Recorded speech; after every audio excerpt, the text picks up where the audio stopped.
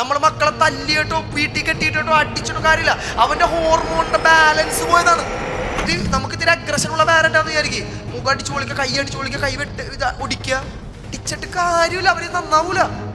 ഇതവര് ചെയ്യണതല്ല, അവര് അങ്ങനെ ആയിപ്പോയതാണ്. അവര് സ്നേഹിക്കാതെ വേറെ വഴിയില്ല, സ്നേഹം കൊണ്ട് കീഴ്പ്പെടുത്താതെ വലിയ വഴിയില്ല.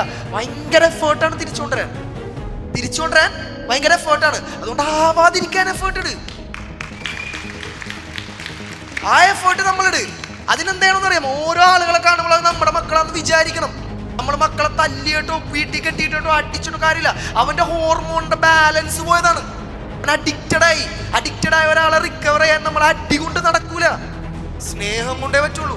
ആ സ്നേഹം എങ്ങനെ ചെയ്യണം? എന്ത് ക്ഷമ വേണമെന്ന് ആലോചിച്ച് നോക്കി. നിങ്ങൾക്ക് ചെയ്യോ? എന്ത് ക്ഷമ വേണം ആലോചിച്ച് നോക്ക്.